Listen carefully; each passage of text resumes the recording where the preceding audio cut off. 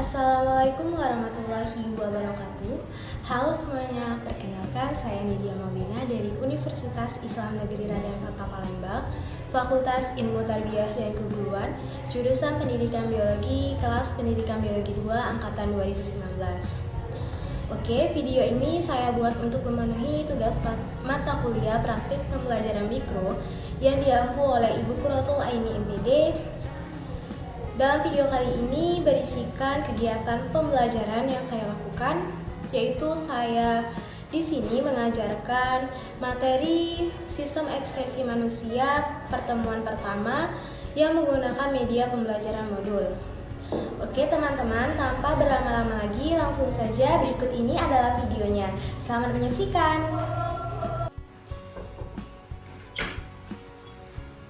Assalamualaikum anak-anak. Waalaikumsalam Ibu Guru. Gimana kabarnya hari ini? Alhamdulillah luar biasa. Allahu Akbar. Oke, alhamdulillah ya. Sebelum kita memulai pelajaran pada hari ini, marilah kita berdoa dulu menurut kepercayaan masing-masing, agar apa yang akan nanti kita pelajari dapat dengan mudah kita terima. Berdoa mulai. Selesai. Selanjutnya, sebelum memulai pelajaran pada hari ini, Ibu akan absensi terlebih dahulu. Ina Noviana Joyoboyo, Hadiro. Erika Dwi Ananda, Saya Bu. Kurnia Nur Sukma, Hadir Bu. Naila Tadulako, Hadir Bu. Rizky Fadila. Hadir Bu. Oke, hadir semua ya. Selanjutnya kita akan masuk ke pembelajaran kita pada hari ini. Oke, apakah semuanya sudah siap untuk belajar pada hari ini? Siap Bu. Sebelumnya Ibu mau tanya terlebih dahulu nih, ada nggak yang masih ingat apa salah satu ciri-ciri dari makhluk hidup? Saya Bu. Saya Bu. Tumbuh dan bernafas. Benar semua ya Bu. Ternyata anak-anak Ibu pintar semua. Masih Iya dong. Iya, Bu. Alhamdulillah ya. Ternyata masih ingat semua pelajaran yang lalu-lalu. Nah, salah satu dari ciri makhluk hidup yang sudah disebutkan tadi itu berkaitan dengan materi yang akan kita pelajari pada hari ini. Oke, adapun yang kita pelajari hari ini yaitu mengenai sistem ekspresi manusia. Yang mana sistem ekspresi pada manusia ini merupakan proses pengeluaran zat sisa metabolisme yang tidak berguna lagi bagi tubuh. Adapun tujuan pembelajaran yang akan kita pelajari hari ini yaitu untuk memahami pengertian dan fungsi sistem ekspresi pada manusia. Yang kedua, untuk mengetahui 4 organ ekspresi pada manusia. Yang ketiga, untuk mengetahui apa fungsi ginjal sebagai organ ekspresi. Yang keempat, untuk mengetahui struktur dan mekanisme ekspresi dari ginjal. Yang terakhir yaitu untuk mengetahui gangguan atau penyakit beserta faktor yang menyebabkannya yang ada pada ginjal. Oke, langsung saja kita masuk ke materi kita. Hari ini kita akan membahas mengenai sistem ekspresi manusia.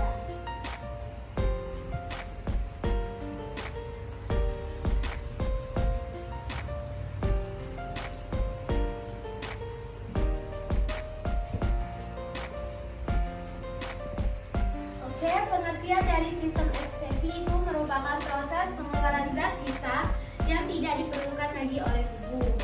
Nah, adapun fungsi dari sistem ekspresi pada manusia ini yaitu untuk membuang limbah yang tidak berguna lagi bagi tubuh, untuk mengatur konsentrasi dan volume cairan dalam tubuh, dan yang terakhir untuk mempertahankan temperatur tubuh dalam kisaran yang normal.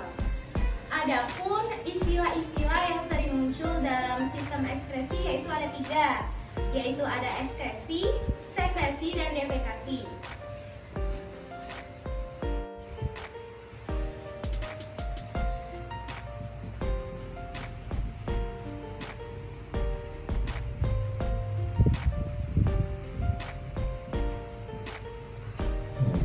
Ya.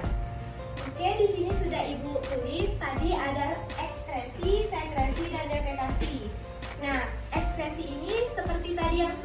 jelaskan, yaitu proses pengeluaran zat sisa yang tidak diperlukan lagi oleh tubuh. Sedangkan sekresi itu proses pengeluaran zat oleh kelenjar yang masih dibutuhkan oleh tubuh. Sedangkan defekasi ini pengeluaran zat-zat sisa pencernaan. Oke, materi selanjutnya yaitu mengenai organ sistem ekskresi pada manusia. Oke, ada yang tahu apa saja organ sistem ekskresi pada manusia? Tidak tahu. Ginjal, Bu. Oke, benar. Ada yang tahu lagi? Oke. Jadi, organ sistem ekskresi pada manusia itu ada 4. Yang pertama ada ginjal, yang kedua ada kulit, yang ketiga hati, dan yang terakhir ada paru-paru. Namun, pada pertemuan kita pada hari ini, kita spesial khusus membahas mengenai organ ginjal saja. Oke, langsung saja masuk ke pengertian ginjal. Ginjal merupakan organ utama dalam sistem ekskresi pada manusia, yang mana manusia ini memiliki 2 pasang ginjal yang letaknya ada di sebelah kiri dan sebelah kanan. Nah, letak ginjal sebelah kiri ini lebih tinggi dibandingkan letak sebelah kanan. Hal ini dikarenakan di atas ginjal sebelah kanan itu terdapat hati yang ukurannya besar. Ya. Oke, ginjal ini memiliki bentuk seperti kacang merah. Selanjutnya, fungsi dari ginjal. Nah, fungsi ginjal sebagai organ ekskresi ini yaitu untuk menyaring darah yang mengandung zat sisa metabolisme dari sel di seluruh tubuh dan juga untuk menghasilkan urin. Adapun struktur dari ginjal ini terdiri dari 3 lapisan. Bagian terluarnya disebut lapisan korteks atau kulit ginjal, di bawahnya terdapat medula renalis, dan bagian paling dalam yaitu rongga yang disebut rongga ginjal atau pelvis renalis. Ginjal ini tersusun dari kurang lebih 1 juta alat penyaring yang disebut nefron. Terdapat juga badan Malpighi, ada glomerulus, ada kapsula Bowman. Selanjutnya, mekanisme terbentuknya urin. Nah, mekanisme terbentuknya urin ini ada 3 tahap. Yang pertama yaitu tahap filtrasi. Yang kedua tahap reabsorpsi.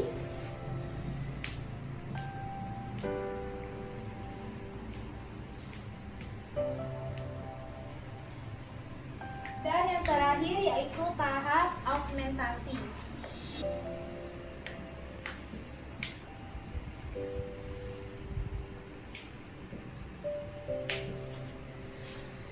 Oke, yang pertama filtrasi merupakan tahap pertama dalam proses pembentukan urin, yaitu melakukan filtrasi atau penyaringan darah dari zat-zat metabolisme dalam tubuh. Tahap filtrasi ini biasanya terjadi di kapsula Bowman dan glomerulus. Hasil yang dihasilkan dari tahap filtrasi ini berupa urin primer.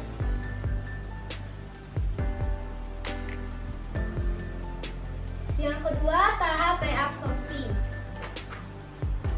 merupakan tahap kedua dalam pembentukan urin, yaitu merupakan tahap penyerapan kembali, yaitu menyerap urin primer dari hasil filtrasi tadi, yaitu yang diserap itu zat-zat yang masih berguna bagi tubuh. Misalnya seperti glukosa, asam amino, dan air. Tahap reabsorpsi ini terjadi di tubulus contortus proximal atau TKD. Hasil yang dihasilkan dari tahap reabsorpsi ini yaitu urin sekunder.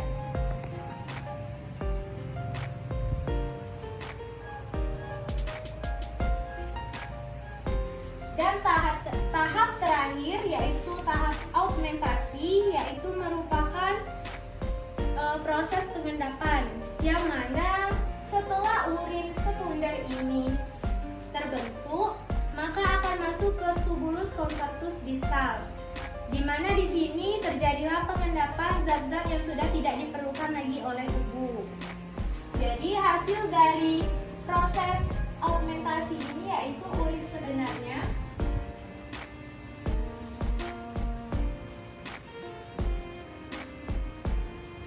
yang nantinya urin ini akan kita keluarkan. Selanjutnya yaitu tentang gangguan atau penyakit pada organ ginjal.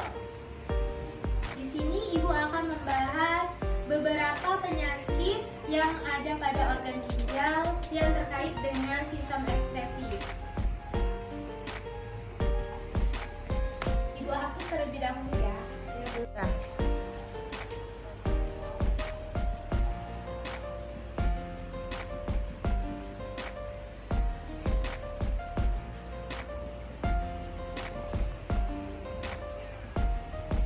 Yang pertama ada albuminaria.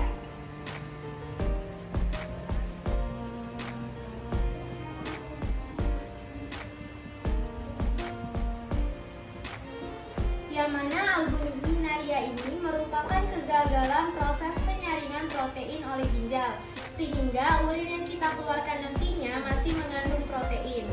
Albuminaria ini dapat terjadi karena kurangnya asupan air ke dalam tubuh sehingga dapat memperberat kerja ginjal. Dan juga dapat terjadi karena kita terlalu banyak mengkonsumsi protein, kalsium, dan vitamin C. Sehingga yang nantinya akan membuat glomerulus harus bekerja lebih keras. Zat-zat tadi yang berlebih dapat meningkatkan resiko rusaknya organ glomerulus pada ginjal. Yang kedua yaitu ada penyakit diabetes mellitus.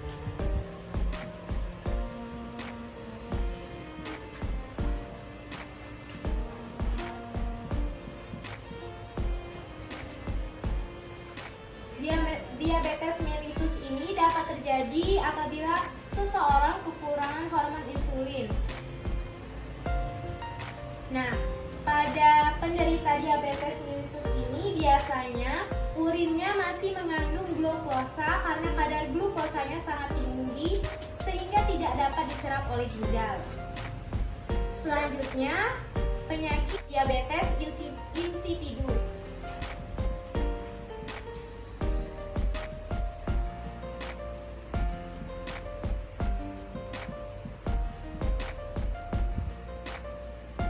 Yang mana diabetes insipidus ini terjadi karena kekurangan hormon ADH atau antidiuretika. Kekurangan hormon ADH ini dapat menyebabkan volume urin yang dihasilkan menjadi banyak, sekitar 30 kali lebih banyak dari volume urin normal. Akibatnya, seseorang yang menderita diabetes insipidus ini akan mengeluarkan buang air kecil secara terus-menerus. Dan yang terakhir itu ada penyakit batu ginjal.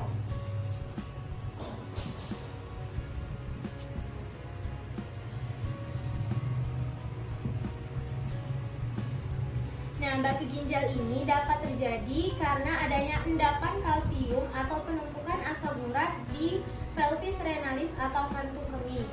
Serpihan batu ginjal ini dapat keluar melalui saluran uretra, tapi batu ginjal yang lebih besar harus dikeluarkan melalui operasi.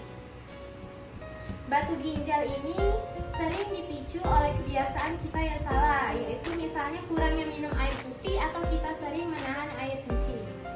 Baiklah, mungkin itu saja materi yang dapat Ibu sampaikan pada hari ini.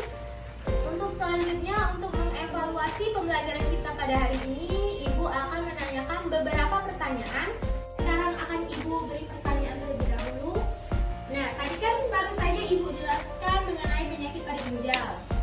Kira-kira siapa yang tahu penyakit diabetes insipidus ini disebabkan karena apa? Saya Bu, Yes, Rizky Fadila. diabetes insipidus itu disebabkan oleh kurangnya hormon ADH. Ya, benar sekali. Ternyata masih ingat ya. Oke, selanjutnya dan jelaskan mengenai struktur pada ginjal. Nah, terdiri dari berapa lapisan sih ginjal itu dan apa saja lapisannya? Siapa yang tahu? Coba. Saya Bu. Ya, Naila. Yang pertama itu korteks, yang kedua itu medula renalis, dan yang ketiga itu rongga ginjal. Ya, benar sekali. Jadi, ginjal itu terdiri dari 3 lapisan ya, benar yang dikatakan Naila. Lapisan terluar itu ada korteks, lapisan yang kedua ada medula renalis, dan yang ketiga ada rongga ginjal. Pertanyaan selanjutnya, ada berapa tahap sih dalam pembentukan urin itu? Saya Bu, ada 3 tahap Bu. Ya, Yang pertama aja. itu filtrasi, yang kedua reabsorpsi, dan yang ketiga augmentasi Bu. Oke, benar ya. Selanjutnya pertanyaan terakhir nih. Tadi ada 3 tahap kan dalam pembentukan urin. Nah, apa sih tahap filtrasi itu dan apa yang dihasilkannya? Saya Bu, Erika coba. tahap filtrasi itu adalah tahap penyaringan dan urin yang dihasilkan itu adalah urin primer. Oke, benar. Alhamdulillah ya, ternyata semua apa yang sudah Ibu jelasin kita dulu. Jadi apa yang Ibu jelasin tadi ternyata masih ingat semua. Oke, itulah tadi pembelajaran kita pada hari ini. Untuk mengakhiri kegiatan pembelajaran kita agar ilmu yang kita dapat tadi menjadi berkah, marilah kita berdoa terlebih dahulu. Menurut kepercayaan dan masing-masing, berdoa dimulai.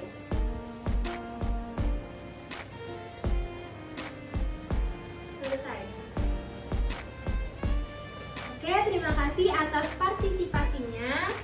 Ibu akhiri dengan mengucapkan wassalamualaikum warahmatullahi wabarakatuh. Waalaikumsalam warahmatullahi wabarakatuh. Terima kasih Bu. Sampai bertemu di minggu depan ya. Ya Bu. Oke, itulah tadi video yang sudah saya buat. Semoga apa yang ada dalam video ini dapat bermanfaat bagi kita semua. Apabila ada kesalahan maupun pengucapan dalam pembuatan video ini, saya mohon maaf, kepada Allah saya mohon ampun. Dan juga teman-teman jangan lupa untuk like, comment, and share video ini. Akhir kata saya ucapkan wassalamualaikum warahmatullahi wabarakatuh. Thanks for watching.